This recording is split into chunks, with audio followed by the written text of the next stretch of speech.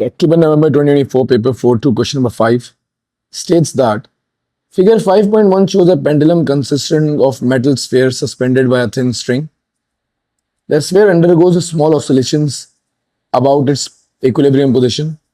The oscillations may be considered to be a simple harmonic. Okay, so it's a basic pendulum question. Figure 5.2 shows the variation with time t of the displacement x of the sphere from its equilibrium position.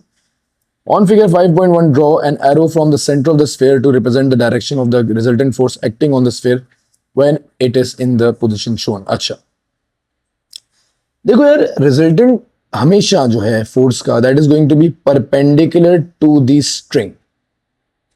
String से perpendicular होगा और always towards its mean position होगा. ठीक है, ये बात हम लोगों ने डायरेक्शन ऑफ फोर्स में डिस्कस की थी. मैं इसको सबको आपको समझा देता हूं. अगर डायरेक्शन ऑफ फोर्स इस डायरेक्शन में आपके पास ऑब्जेक्ट होगा तो फोर्स की direction will be perpendicular towards the centre. अगर पेंडुलम इस तरफ होगा तो direction of the force will be like this towards the centre. And अगर पेंडुलम बिल्कुल स्ट्रेट होगा तो फोर्स की डायरेक्शन वैसे तो कहीं भी नहीं होती, बट अगेन आप ऊपर की तरफ बना सकते हो because tension is acting upwards. Motion उसमें कहीं नहीं होता. ठीक है, यहाँ नहीं भी बनाएंगे तो कोई फोर्स वैसे एग्जामिनर इसका पूछेगा नहीं. बट ये जो है ना, ये एक्सेलरेशन के एस्पेक्ट से मूव करता है. ठीक है, direction of acceleration since F is equals to M A, direction of acceleration and direction of force are going to be in the same direction. ये आपके पास जो है डायरेक्शन ऑफ फोर्स हो जाएगी. Moving on, the mass of the sphere is 0.15 kilograms. State the amplitude of the oscillation. Amplitude of the oscillation की बात करें तो amplitude is this, that is 0.16 meters. तो amplitude of the oscillation 0.16 meters हो गया. 0.16 है, 0.016 है, सॉरी 0.016 meters है. ठीक है, determine the angular frequency of the oscillations. अच्छा जी, एंगुलर फ्रीक्वेंसी निकालनी है, that is omega 2 pi over time period use करूंगा since I have got the time graph. और मैं इसमें time period of oscillation is around 0.4, yes 0.4 seconds. तो time period of oscillation हमारे पास दिया हुआ है, and then it's in seconds, right? Yes, it's in seconds.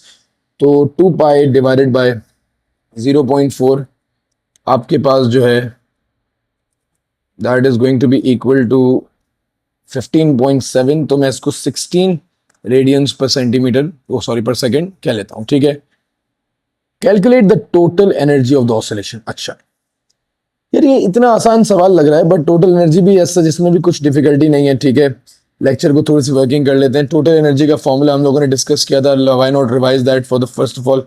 हम लोगों ने सारे फॉर्मूले पढ़े थे. So for total energy it was half m omega square x naught whole squared. तो same formula will be used, half m omega squared x naught squared. That is the formula for the total energy. 1/2 mass is given in the question, that is 0.15 kilograms. 0.15 kilograms. Angular frequency हम लोगों ने निकाली, that is 16 radians per second, and then x naught, the maximum amplitude is 0.016. तो मैं ये समझता हूँ कि यार ये जो चैप्टर ऑसिलेशंस का है ना, कंपैरेटिवली मार्क्स गेनिंग वाला चैप्टर है. ठीक है, इसकी अंडरस्टैंडिंग बहुत जल्दी डेवलप हो जाती है इंसान की, and then you have time to actually solve it.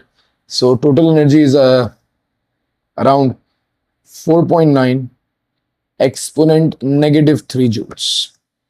अच्छा, अब सवाल आता है कि sketch the variation of kinetic energy. यार ये ग्राफ हम लोगों ने लास्ट लेक्चर नंबर 4 में लाजमी डिस्कस किया है.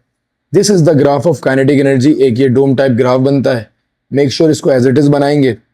एम्पलीट्यूड 0.016 मीटर्स है. 0.016 पे डॉट लगाना, नेगेटिव पे भी और पॉजिटिव पे भी. और हमारी जो एनर्जी आई दैट इज 4.9, इधर भी डॉट लगा देना. एक कर्व यहां से यूं एंड देन एक कर्व यहां से यूं. That's pretty much it. Graph बन जाएगा. एग्जामिनर आपको 3 नंबर दे देगा. बहुत आसान है, बिल्कुल इजी है. That is around 9 marks of your examinations. October November 2024 paper 4 question number 5, easy as it gets. मैं उम्मीद करता हूँ आप लोगों को ये सवाल क्लियर हो गया होगा. इसको बिल्कुल समझ लीजिएगा. Thank you so much.